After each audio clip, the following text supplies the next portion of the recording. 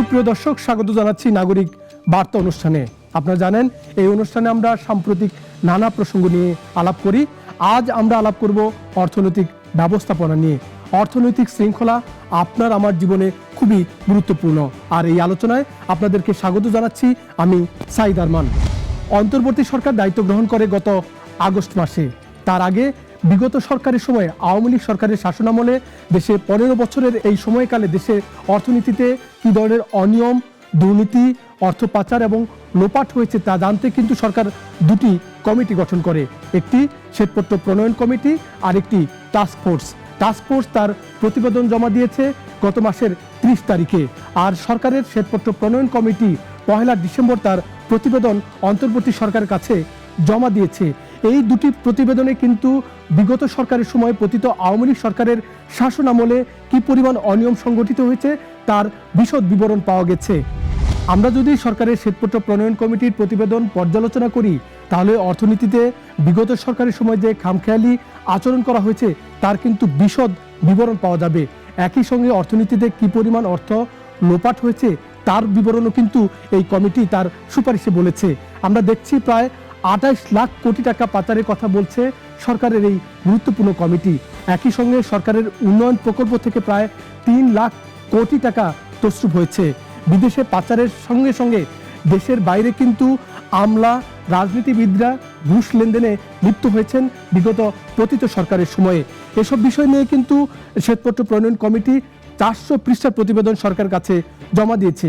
কিন্তু এখন প্রশ্ন হলো, অন্তর্বর্তী সরকার সেই প্রতিবেদন কতটা গুরুত্ব দিচ্ছে? এরই মধ্যে কিন্তু শ্বেতপত্র প্রণয়ন কমিটির অনেক সদস্যই বলছে এই প্রতিবেদনের দিকে এবং সুপারিশের দিকে সরকারের মনোযোগ তারা খুব একটা দেখছেন না। এই মনোযোগের ঘাটতির কিন্তু সমালোচনা করছেন কমিটির সদস্যরা। মানে আমরা যে সুপারিশগুলো দিয়েছি সেটা হচ্ছে ঠিক কমিশন রিপোর্ট না, এটা একটা শ্বেতপত্র কমিটি। কমিটি রিপোর্টের উদ্দেশ্য হচ্ছে সরকারকে বোঝানো যে দিস ওয়াজ দ্য সিচুয়েশন এবং এটার উত্তরণের অনেকগুলো পন্থা আছে।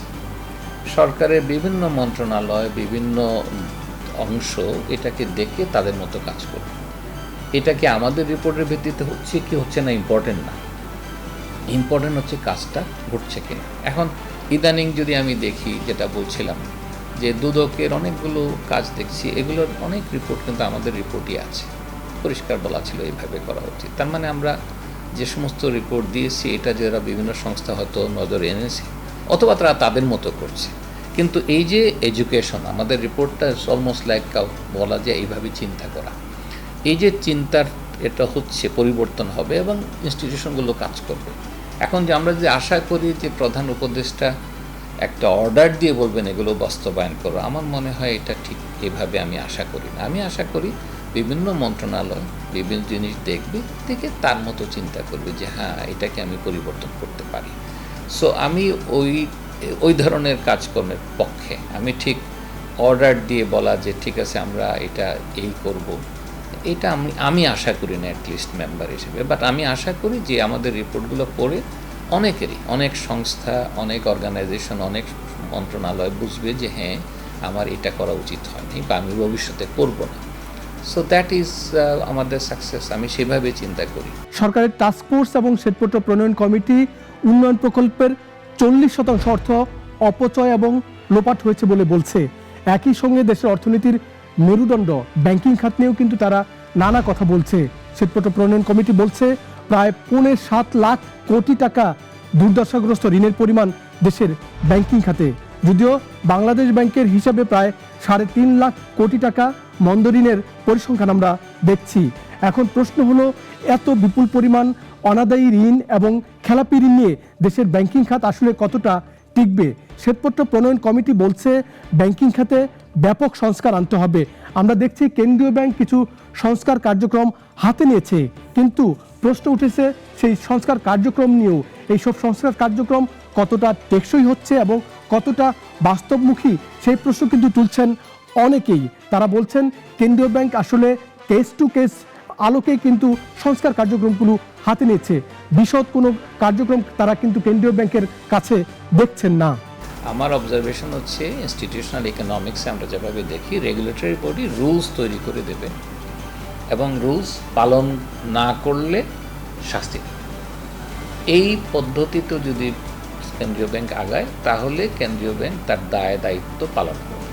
আর আমরা যদি আশা করি, যেটা সাধারণ লোক আশা করে, যে কেন্দ্রীয় ব্যাংক ব্যাংকের সব কাজকর্ম দেখভাল করবে, যেটাকে আমরা সুপারভিশন মনে করি, এটা মিস্টেক।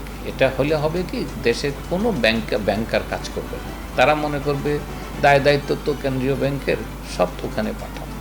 সো আমি কেন্দ্রীয় ব্যাংকের এই রোলটাকে মনে করি সাধারণ জনমনের মধ্যে থাকা উচিত, যে কেন্দ্রীয় bank is a regulatory body, say regulation দেবে। একসময় রেগুলেশন দিচ্ছে যে বোর্ড মেম্বাররা ফ্যামিলি মেম্বার দুজনের বেশি হতে পারবে না, দ্যাটস এ গুড রেগুলেশন।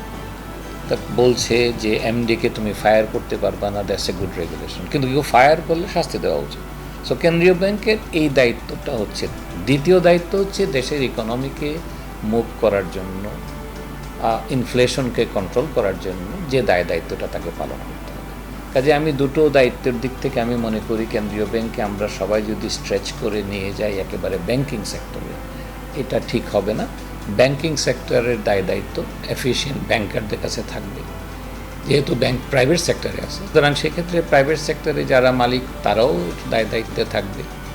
দায়িত্ব এরকম যে যদি লস করে তাদের পকেট থেকে যাবে।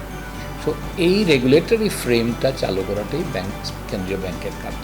আমরা যদি এর চেয়ে বেশি দিই তাহলে কেন্দ্রীয় ব্যাংকে দুর্নীতি হবে, এবং এটা অনেকে করতে গেছেন এর আগে। কেন্দ্রীয় ব্যাংকে যে এখন আজকে দুর্নীতির জন্য অভিযুক্ত কেন? কারণ তারা অনেক কাজ করছেন যেটা তাদের কাজ না।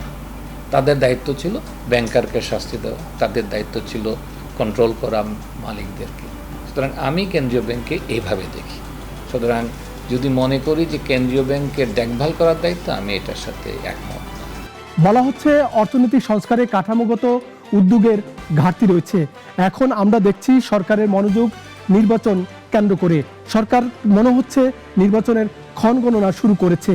এই অন্তর্বর্তী সরকার যদি অর্থনৈতিক সংস্কার কার্যক্রম জোরালো করতে না পারে, পরবর্তী রাজনৈতিক সরকার এই সংস্কার কার্যক্রম কতটা এগিয়ে নেবেন সেই সংখ্যার কথা কিন্তু বলছেন সকলেই। কাজেই বলা যাচ্ছে অর্থনৈতিক সংস্কার জোরালো না হলে আপনার আমার জীবনে আসলে অর্থনৈতিক ব্যবস্থাপনা এবং আমরা যে উচ্চ মূল্যস্ফীতির কারণে কষ্টে আছি সেটি কতটা রেহাই পাবো সেই সংখ্যার কথা কিন্তু বলা যায়। আমরা যেভাবে বর্ণনা করেছি শ্বেতপত্রে, এখানে দুর্নীতি থেমে যাবে? আনসার হচ্ছে না। নতুন দুর্নীতি আসবে, নতুনভাবে আসবে। মানুষের পৃথিবীর কোথাও দুর্নীতির শেষ হয়নি, প্রথম লজিক হচ্ছে এটা। সুতরাং আমরা যদি চিন্তা করি, এটা সবসময় সরকারের সদিচ্ছার উপরে। দুর্নীতি কমানোটা সরকারের সদিচ্ছা। আজকে এই সরকার যদি কিছু করেও যায়, পরবর্তী সরকার এসে বাতিল করে দিতে পারে। অতএব এটাকে যদি আমি আশা করি যে এই সরকারই শেষ সরকার, এর মাধ্যমে যা করা হবে সেটাই করতে হবে, আমি এটার এই যুক্তির পক্ষে না। আমি মনে করি এটা একটা প্রসেস, একটা সমাজ উত্তরণের জন্য নানা প্রসেসে যায়, নানা আলোচনায় যায়, নানা ডিবেটে যায়। আমরা সেই ডিবেটের অংশ। আজকে আমরা কিছু ডিবেট তুলে ধরলাম, আগামী দিনে নতুন ডিবেট আসবে, নতুন রকমের। আমরা কখনো ভাবি নাই যে দুর্নীতি বাংলাদেশের বাইরে হবে। মানে আমরা কি আবিষ্কার করলাম যে দুর্নীতির দেশের মধ্যে যতটুক না, বাইরে অনেক বেশি হয়েছে। বাইরে বেশি হওয়া মানে কি, যে ঘুষটা ঢাকায় না দিয়ে টরন্টোতে দিয়ে বসে আছে। এই প্রসেসগুলো অনেকে জানতাম, আমরা আমাদের ওই জায়গায় হয়তো লিপিবদ্ধ করেছি। এটাই আমি মনে করি। আমরা যে আবিষ্কার করেছি তা না, আমরা এটাগুলোকে ডকুমেন্ট করেছি। ডকুমেন্টেড করা মানে কি, এখন অনেকের নজরে আসছে যে এটা এভাবেও হতে পারে। যার জন্য দেখেন এখন সরকার বলছে সরকারি কর্মচারীদের যাদের দ্বৈত নাগরিকত্ব আছে আমি জানতে চাই। এই যে প্রশ্নটা আসছে, এটা কিন্তু আমাদের রিপোর্টেও ছিল যে সরকারি কর্মকর্তাদের ফ্যামিলিতে যদি দ্বৈত নাগরিকত্ব থাকে তাহলে সেটা সরকারের নজরে আসা উচিত, এই কারণে যে দুর্নীতি দেশের ভিতরে না হয়ে দেশের বাইরে হবে। সো এই যে পরিবর্তনটা, এটা ভবিষ্যতে কোন দিকে যাবে আমরা জানি না। সুতরাং আমি মনে করি যে এটা সবসময় সদিচ্ছা, সরকারের সদিচ্ছা, আর আমাদের চাপ, সাধারণ জনগণের চাপ থাকবে, মিডিয়ার চাপ থাকবে যে এই দুর্নীতি হচ্ছে। তখন দেখা যাবে আবার একটা, আমি শ্বেতপত্র যে শেষপত্র তা না, এটার অনেক রকমের পরিবর্তন আসবে। সুতরাং সদিচ্ছাটা ইম্পর্টেন্ট, এবং এটাকে আমি শেষ সরকারও মনে করি না। কাজেই এই প্রসেস চলতে থাকবে। অন্তর্বর্তী সরকার শাসনামলে থাকায় অর্থনীতি সংস্কার ঘিরে যে স্বপ্ন মানুষের তৈরি হয়েছিল তা কিন্তু কিছুটা ক্ষীণ হতে শুরু করেছে, যেহেতু নির্বাচনের ক্ষণগণনা শুরু হয়েছে। সংস্কারের সুযোগও কিন্তু সীমিত হয়ে যাচ্ছে বলে অনেকেই মনে করছে। প্রশ্ন হচ্ছে, রাজনৈতিক সরকার ক্ষমতায় আসলে এই সংস্কার কার্যক্রম স্বভাবতই এগিয়ে নিতে চান না, কারণ তাদের জনসম্পৃক্ততা থাকে, নানা মহলকে সামাল দিয়ে রাজনৈতিক সরকারকে কিন্তু তার পথ চলতে হয়। কাজেই এই অন্তর্বর্তী সরকার যতটা গুরুত্ব দিয়ে তার সংস্কার কার্যক্রম জোরালো করতে পারবে, অন্য কোনো রাজনৈতিক সরকার কিন্তু সেটি পারবে না। যদিও অনেকেই বলছে যে যে সরকারই ক্ষমতায় আসুক, নির্বাচনের আগে যে তাদের নির্বাচনী প্রতিশ্রুতি, নির্বাচনী ইশতেহার থাকবে, তাতে কিন্তু তারা এই অর্থনৈতিক সংস্কারকে গুরুত্ব দেওয়ার তাগিদ দিচ্ছেন।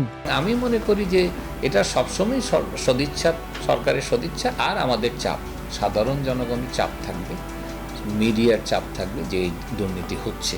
তখন দেখা যাবে আবার একটা, আমি শ্বেতপত্র যে শেষপত্র তা না, এটার অনেক রকমের পরিবর্তন আসবে। সুতরাং সদিচ্ছাটা ইম্পর্টেন্ট, এবং এটাকে আমি শেষ সরকারও মনে করি না। কাজেই এই প্রসেস চলতে থাকবে। এই পরিস্থিতি তৈরি হয়েছে সেটা স্বাভাবিক, কারণ এমন একটা অবস্থা ঘটেছে গত 6 মাস আগে, সেটা হচ্ছে কেন্দ্রীয় ব্যাংকের গভর্নর পালিয়ে গেছে। তার মানে কেন্দ্রীয় ব্যাংক এই কাজটা যেভাবে করছিল সেটা সঠিক ছিল না, গভর্নর নিজেও টের পেয়েছে। পরপর অনেকগুলো গভর্নর অভিযুক্ত। তার মানে হচ্ছে কেন্দ্রীয় ব্যাংক রেগুলেটরি ফাংশন থেকে সরে গেছে। আমি মনে করি কেন্দ্রীয় ব্যাংককে রেগুলেটরি ফাংশনে থাকা উচিত, গভর্নমেন্টের মনিটারি পলিসিতে হেল্প করা উচিত, ইনফ্লেশন কন্ট্রোলে তার সাহায্য করা উচিত। এই হচ্ছে তার কাজ। সে যদি ব্যাংকিং সেক্টরের দৈনন্দিন কাজের মধ্যে হাত দেয়, কাকে লোন দিল হাত দেয়, তুমি রুল করে দাও যে এই রুলের বাইরে যেতে পারো। বহু দেশে রুল আছে। আমি এভাবে বলি, ইংল্যান্ডে এমনও রুল আছে, সেটা হচ্ছে যদি ব্যাংক অফিসার কোনো লোনের লোন প্রসেস করে, দায়িত্ব তার থাকে। এই কারণে যে ওখানে যদি কোনো কাগজ মিসিং হয়, তাহলে এটার জন্য কোনো ক্ষতি হলে ক্ষতিপূরণ ব্যাংকারের কাছ থেকে আসবে। অনেকটা ডাক্তারের মতো। ডাক্তারের দায়িত্ব কি হচ্ছে, আমি চিকিৎসা করতেছি, আমার কি বলা যায় অদক্ষতার জন্য যদি কোনো রোগী মারা যায়, দায়িত্ব কার? ডাক্তারের। এখানেও তাই, ব্যাংকিং সেক্টরে যদি দুর্নীতি হয়, তাহলে যে ব্যাংকার দায়িত্বে আছে তাকে শাস্তির আওতায় আনতে হবে। এবং তিনি যদি এটা না করতে পারেন, মানুষ ব্যাংকিং সেক্টরে থাকবে না। অনেকে শখ করে ডাক্তার হতে চায় না, অনেকে মনে করে হইতে পারি না, এখানেও তাই হবে। এবং তারা নিজেদেরকে প্রোটেকশন করার জন্য নিজেদের ব্যবস্থা নেবেন যে আমি এই রুলের মধ্যে থাকবো। আমি সেইভাবে বলছি যে আমরা রেগুলেটরি ফ্রেমটা তৈরি করা উচিত। আমরা সঠিক রেগুলেটরি ফ্রেম না থাকাতে নানা কাজে কেন্দ্রীয় ব্যাংক হস্তক্ষেপ করলে কি হয়, যে আমি যখন ব্যাংকার, আমি বলবো এটা তো আমি করি না, কেন্দ্রীয় ব্যাংক বলছে। কেন্দ্রীয় ব্যাংকে এখনও যদি আপনি জিজ্ঞাসা করেন নানা ব্যাংকের, বিভিন্ন ব্যাংকের ডিরেক্টরদেরকে, তারা বলবে এটা আমি কাজ করছি, কেন্দ্রীয় ব্যাংক আমাকে জানাইছে। কেন্দ্রীয় ব্যাংক দৈনন্দিন কাজে হাত দেবে কেন? কেন্দ্রীয় ব্যাংকের কাজ হচ্ছে রুল তৈরি করে বলা, এই রুল পালন করতে হবে। আমি মনে করি কেন্দ্রীয় ব্যাংকের সেদিকে যাওয়া উচিত। এটা একটা ভালো ইনস্টিটিউশন হিসেবে তখন দাঁড়াতে পারে। আমরা জানবার চেষ্টা করেছি কেন শ্বেতপত্র প্রণয়ন কমিটি অথবা টাস্ক ফোর্সের সুপারিশ খুব বেশি গুরুত্ব পাচ্ছে না সরকারের কাছে। জানা যাচ্ছে আমলাতন্ত্রকে দায়ী করছে অনেকেই। মনে করা হচ্ছে আমলাতন্ত্র এই শ্বেতপত্র প্রণয়ন কমিটির সুপারিশ বাস্তবায়নে কিছুটা অন্তরায়। একই সঙ্গে যদি এই সুপারিশ বাস্তবায়ন হয়, তাহলে কিন্তু সরকারের এবং আগামী দিনে যারা শাসন ক্ষমতায় আসবে, তাহলে তারা কিন্তু একটি দুর্দান্ত অর্থনৈতিক ব্যবস্থাপনা হাতে পাবেন। কিন্তু প্রশ্ন হলো, এই শ্বেতপত্র প্রণয়ন কমিটি, আমি কিন্তু বারবার জানবার চেষ্টা করেছি, কমিটির সুপারিশ নিয়ে যদি রাজনৈতিক মহলে ভিন্নমত থাকে, তাহলে এই কমিটিতে যারা কাজ করেছেন তাদের ভবিষ্যৎ কি হবে? আমি এই নিয়ে কথা বলেছি শ্বেতপত্র প্রণয়ন কমিটির এই সদস্যের সঙ্গে। আমি জানতে চেয়েছিলাম, যদি আগামী দিনে কোনো রাজনৈতিক সরকার এসে এই প্রণয়ন কমিটিকে কোনো প্রশ্নের মুখে ফেলে, তাহলে তাদের জেল জরিমানা খাটতে হবে কিনা, তখন তাদের পরিস্থিতিটা কি হবে? কারণ আমাদের কোনো ভেন্ডেটা ছিল না, আমরা কারো এগেনস্টে যাইনি। আমরা এটা পরিষ্কার চিন্তা করেছি যে সরকারকে সদ্বুদ্ধি, সদুপদেশ দেওয়ার উদ্দেশ্য। এখন এটা যদি কারো আঘাত হতে পারে, কিন্তু আমরা কোথাও চেষ্টা করেছি যে আমাদের বক্তব্যটা, আমরা তদন্ত কমিটি না, আমি আগেও আপনাকে বলেছি, আমরা চেষ্টা করেছি প্রসেসটা পরিষ্কার করা, কীভাবে দুর্নীতি হয়েছে পরিষ্কার করা, কি করা যায় সেটা চিন্তা করে আমাদের চিন্তার খোরাকটা আমরা দিয়েছি। অতএব এটা যদি হয় সেটা দুর্ভাগ্যজনক হবে, কিন্তু আমার লজিক হচ্ছে যে আমরা কোনো ব্যান্ডেটা নিয়ে রিপোর্ট করি নাই। অর্থনীতির দিকে যতটা মনোযোগ দেওয়া দরকার, সেদিকে সরকার মনোযোগ দিতে পারছে না, মূলত নির্বাচনের ক্ষণগণনাকে কেন্দ্র করে। তবে অর্থনীতিকে এড়িয়ে যাওয়ার সুযোগ নেই। আমরাও প্রত্যাশা করব যে সরকারি ক্ষমতায় আসুক তার নির্বাচনী ইস্তেহারে অর্থনৈতিক ব্যবস্থাপনা এবং শৃঙ্খলাকে সর্বোচ্চ গুরুত্ব দিবে। নাগরিক বার্তা অনুষ্ঠানের এই পর্ব এখানে শেষ করছি। সবাই নিরাপদে থাকবেন, সুস্থ থাকবেন।